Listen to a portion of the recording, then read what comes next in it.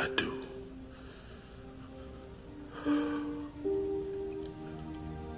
I'm tired, boss. Tired of being on the road, lonely as a sparrow in the rain. I'm tired of never having me a buddy to be with, to tell me where we's going to, coming from, or why. Mostly I'm tired of people being ugly to each other. I'm tired of all the pain I feel and hear in the world every day. There's too much of it. It's like pieces of glass in my head all the time. Can you understand? Yes, John, I think I can. I want it. Along with the point of expansion and contraction, when it comes to expansion, we have to have the emotional capacity for where we're headed. We have to have the emotional capacity to manifest where we want to head. Where you're going, what you want, what you're aligned with, what your purpose is intended for, there has to be conditioning to maintain it, to stand with it, to not give up, to not give in, to receive it in peace. That definitely takes conditioning. Part of expansion is loading the system with resistance.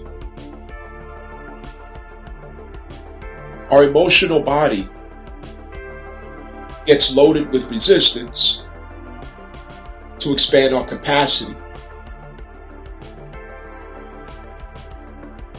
This gives us a greater command of our nervous system, our ability to self-regulate. Self-regulation is what gives us access to mastery, with the compilation of our wisdom, experience, skill, creativity, knowledge, and character. It doesn't matter how much experience or knowledge you have, training, expertise, or whichever else, if we don't have the emotional capacity, the ability to emotionally regulate, there are limitations to what we should be able to expect.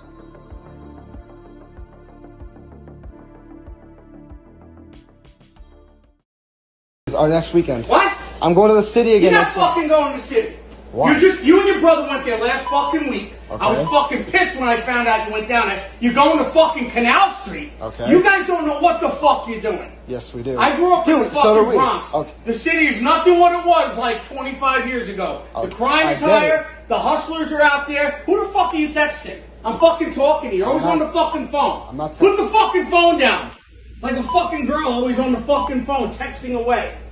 Fucking writing to. You're not going to the fucking city. You guys went there 2 fucking weeks ago. Yeah, it was fun. And I told you, I don't give a fuck if it was fun. You guys are like targets. You may as well just dress with the I Heart New York t-shirt and a fucking fanny pack and say, come and get me. Like a fucking bullseye. You guys don't know what you're doing. You got no fucking street smart. Yes, we do. You got no business being in fucking Manhattan right now.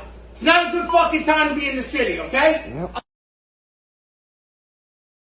All right, I want to go over some helpful basics. You know what I mean? I gave a long discourse about Jupiter, Cancer Jupiter direct motion. But here's some heart-to-heart details, to remember. Because we're still in the thick of the burdens of the shift, okay, of that 4-month gap where Jupiter had to contract in order to expand. Okay, understand that. So, right now, you could be feeling very negative emotionally. Very negative. Okay? And I want to point out to you that it's not just you. It's not just you. So lift your head, be encouraged. Don't blame yourself. You think there's something wrong with you. I want to show you a couple things. First of all, as you know, Mars is in Pisces. All right? With Mars in Pisces, our source of physical vitality.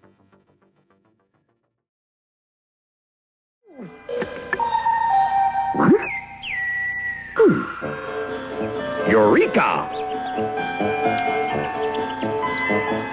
The story so far. When molecules escape from a liquid, they spread out in all directions to form a gas or vapor. This process is called evaporation, the change of state from a liquid to a gas.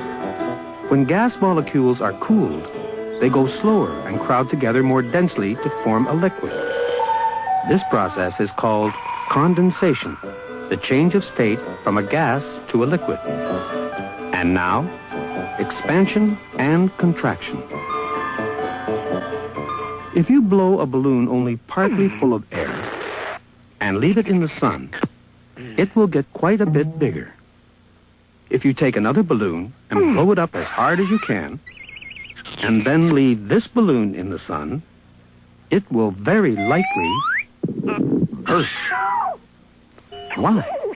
Why do balloons get bigger and sometimes even burst if they get hot? Because the air in a balloon, which is, of course, a gas, consists, like all gases, of molecules flying about in every direction. When you've got zillions of gas molecules doing this, they push quite hard against the inside of the balloon. That's why its skin is stretched so tight. When the sun makes the molecules hotter, they go faster, so they bounce harder and more often against the inside of the balloon. This pushes the balloon outwards and makes it bigger. Hot molecules take up more space than cold molecules. It's as if a lot of angry wasps were buzzing about inside the balloon. The hotter they become, the faster they buzz. And the further out they push the sides of the balloon. All of which boils down to saying that when a gas gets hot, it takes up more space. It expands. On the other hand, if you let a balloon get very cold, the reverse will happen. It will become quite a bit smaller. Because the colder the air molecules become, the slower they move. And the less they push against the inside of the balloon, which can now squeeze them into a smaller and smaller space. Cold molecules take up less space than hot molecules. The colder the wasps become, the slower they buzz, and the less room they occupy. In other words, when a gas gets cold, it contracts. Do solids and liquids also expand when they get hot and contract when they get cold? Well, you'll remember that if solids get hot enough, they melt into liquids. And the hotter liquids get, the more quickly they evaporate into gases. That's clear enough. But what's not so obvious is that before the change of state takes place, in fact, as soon as the solid or liquid starts to get warmer, it does begin to expand a very small amount. This is because the faster the molecules move, the further they pull apart from each other, both in a solid and in a liquid.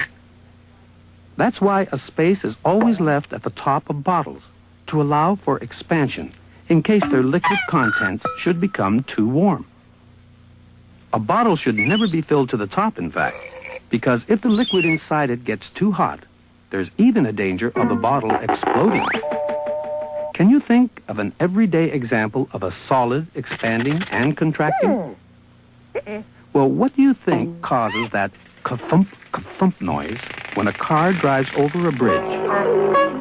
It's the wheels running over the spaces that have to be left between the slabs of concrete in the road to allow for expansion in the summer and contraction in the winter. So now you know not only why cars go ka-thump, ka-thump on bridges, but also how to prevent bottles from exploding and balloons from bursting. Or do you?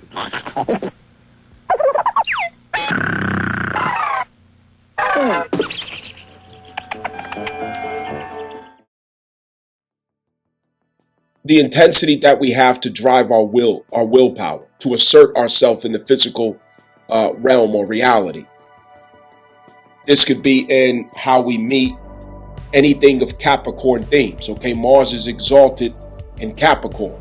So in all of our Capricorn and possibly Virgo as well, Taurus, any earth type of pursuits, that we have, we could lose some of our motivation. We could lose our ability to connect to a sense of aggression or assertive willpower to drive. For example, you may have been going to the gym, really doing your thing at the gym, lifting weights, keeping up with your health routines and all of that. Okay, but since Mars has been in Pisces, maybe you have not felt as strong. Maybe you have not felt as motivated. Maybe you felt like, you're looking at yourself like, yo, I took, I had my water, I had my banana or whatever, whatever your routine is to get yourself going. Okay. I had my cup of coffee. It's just not doing it. What's going on? Is there something wrong with me? Am I getting enough sleep? Why I keep yawning? Why am I so tired? You understand? And so Mars is asserting the intent of Pisces, which is get rest. Investigate the subconscious. Align with the subconscious. Interpret the subconscious. Incorporate the symbols that you see, that you feel, that you hear, that you intuit. Right? Regenerate, replenish, flow. Don't fight it. Flow. There is a disconnect between who you are through Capricorn. Why do I mention Capricorn? Again, Mars is exalted in Capricorn. So there's a disconnect in what you were able to do through your Capricorn assertion. Okay, so if you look at Capricorn in your natal birth chart, as well as your 10th house, in these two areas, you feel disconnected. You feel out of touch. You feel like you just don't have the energy for it. You have to force yourself to go along, to go with the motion. And so you're looking at yourself and you're saying, what's wrong with me? No, nothing's wrong with you. It's just that this is a schedule. And the schedule requires that Mars not drive, force, or assert the Capricorn algorithm, because that would be in contradiction to Cancer Jupiter's direct motion. It's in contradiction. It works against the expansion of Jupiter. Let me give you an example. If Mars was not in Pisces, it would be like wearing a tight girdle. And while you're wearing a tight girdle, you're being asked to take a deep breath. And as you take the deep breath, you tighten the girdle. Now that you've taken that deep breath, which is contraction, you cannot expand. Well, which actually is expansion. You cannot expand and contract in contradiction to the tightening of the girdle, is what I'm saying. Okay? So Jupiter is a principle of expansion and contraction. In retrograde, it, depending on how you look at it, it contracts, okay, in order to expand, or it expands the lungs in order to contract the lungs for release, okay? Perhaps I said that backwards. But anyway, you know what I mean. So, if Mars is active in his normal expression, it constricts expansion and contraction of Jupiter or Cancer principle, which is a polarity to Capricorn. Okay? It's the opposite of Capricorn. So you can't have a load of Capricorn assertion in your life at the same time that Cancer Jupiter is going direct. All right? So Mars has to be debilitated so that he does not operate in contradiction to the alignment and expansion that Jupiter is reintroducing into your life capacity. All right? It's an emergency right now. Because one thing I know for sure, you are on the last drop of your emotional capacity. Okay? I understand. You're running on fumes. You're running on fumes in a wish. You don't have the emotional capacity to show up the way you want to. Okay? You don't have the emotional capacity to feel secure in yourself or to show up for others, in that same right. Okay? I get it. If you feel that way, it's completely normal because this is the design. Jupiter goes direct at the 11th hour. The 11th hour means not a minute too late, not a minute too early, Jupiter goes direct. Okay? So if I ask you to inhale and hold your breath, your body starves, okay, of oxygen after utilizing that oxygen. You're exacerbated. You're fighting and you're resisting not to let it out. Okay? That's what we were going through with expansion and contraction law of Jupiter. When Jupiter contracts in order to expand, it was a 4-month contraction in which it pulls back that emotional surplus. It pulls back that emotional capacity so that it can generate the kinetic energy to expand further. In the Holy Quran, Allah subhanahu wa ta'ala says about the planets that they swim in orbit. They swim in orbit. This is what it says in the Quran. To swim is expansion and contraction principle as well. Anything that you see swim is expanding and contraction to fulfill that motion. Okay, Jupiter's doing the same thing. So now there's about to be expansion to where you were experiencing contraction. That contraction was looking like, I don't have emotional support. I don't have emotional vitality. I don't have this. I don't have that. You understand? You had to find it within because the external reality was no longer provided. So now Jupiter's going to manifest that on the outside. However, you must be wise enough to maintain it on the inside. Understand? Okay? Let's not forget. Let's not forget. Also on top of this, just reminder, Mercury. Mercury is also in Pisces. Okay? That's a foggy mind, foggy judgment, foggy perception, assumptions, not quite sure, confusing. I don't know what to think of it. I don't know what to make of it. I could say something, but you know what? I'm low on energy. My emotion is at the last drop. I don't know what to do. I don't know what to say. I don't know. I don't even know where I'm at. You know what I mean? This is normal right now. It's chaos, emotional chaos, but it's part of the process. Lean into it. Flow. Don't fight the current. Just flow. You know what I mean? So anyway, I want to point those details out. And the fact that Jupiter is going direct motion, this is naturally a trine to the Pisces traffic jam that we have going on. Okay? That Pisces traffic jam is now going to find favorable outcomes on behalf of Jupiter. That's what we can look forward to. If we're not careful or mindful, okay, of how we're managing ourselves, it could simply turn into excess. It could simply turn into overdoing or indulging in negative things, harmful things, or even addictions. You understand? Escapism.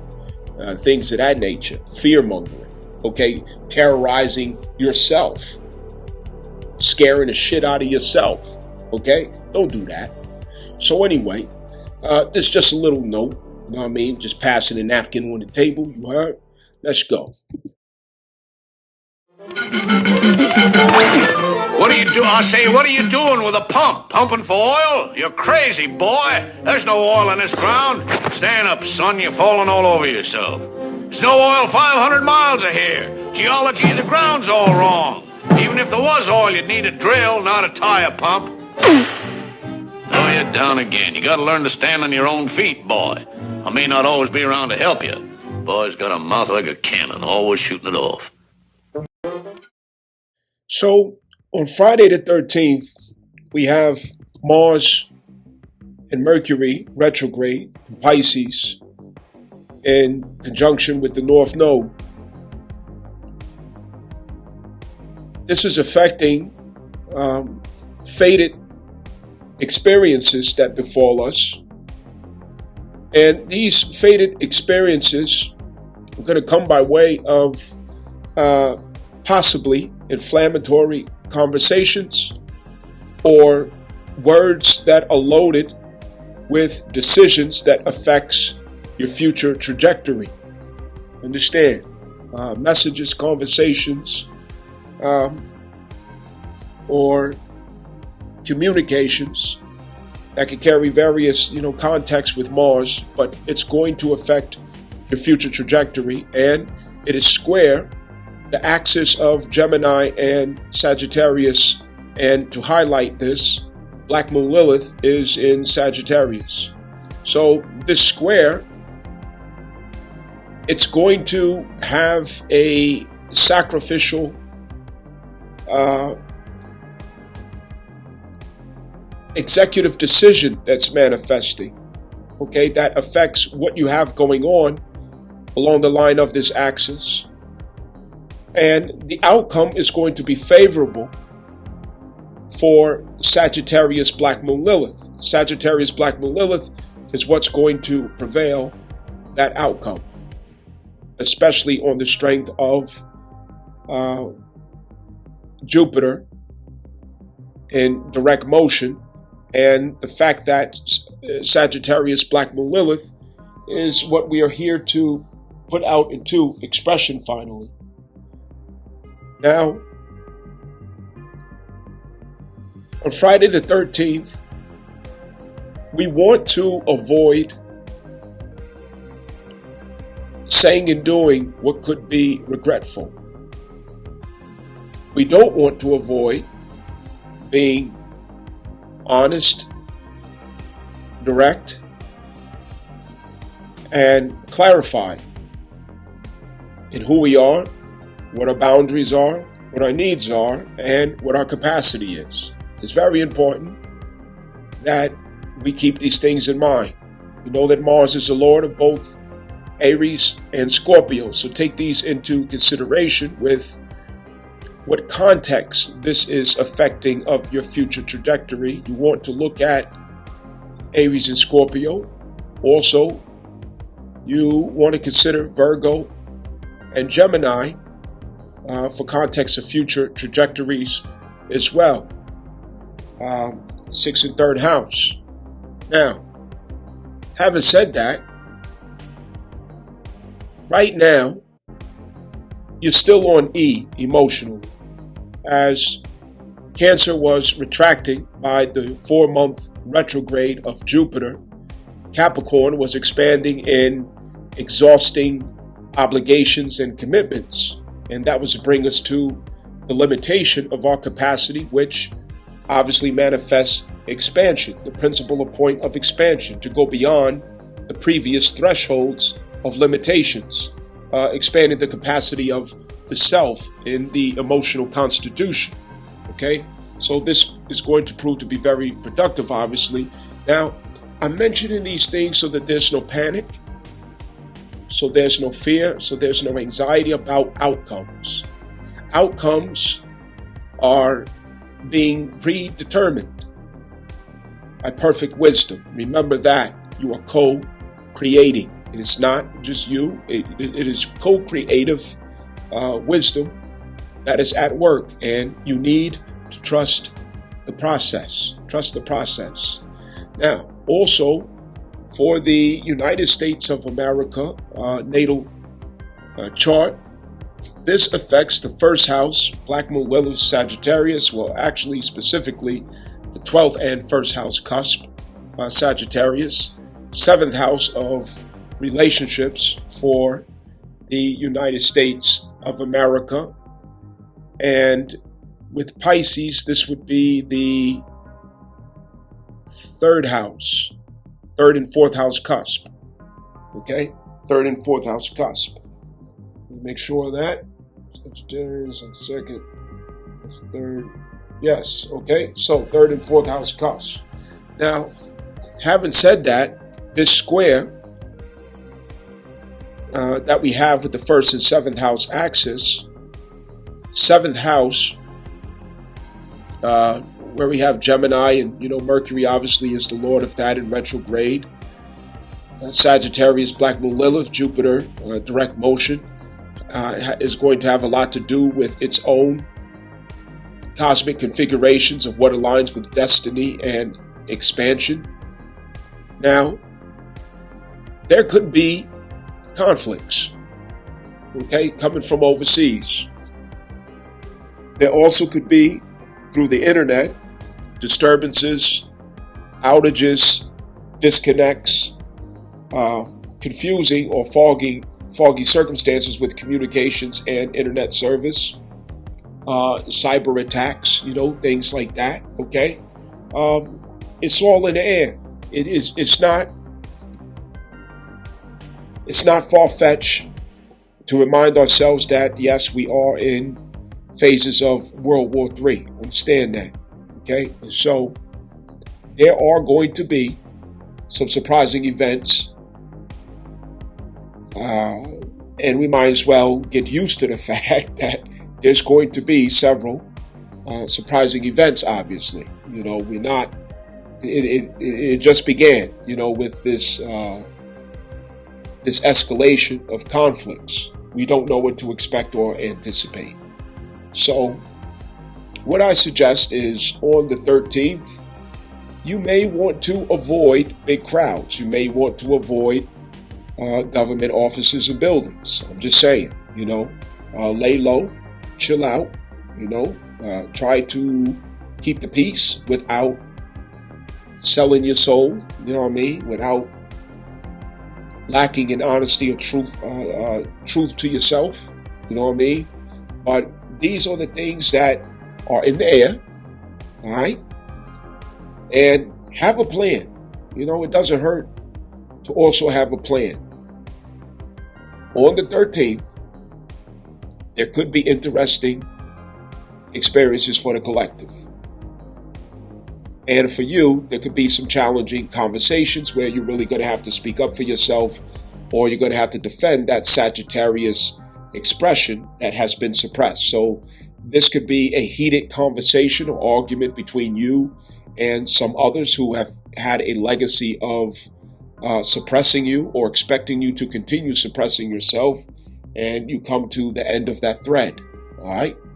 So I'm giving you the heads up.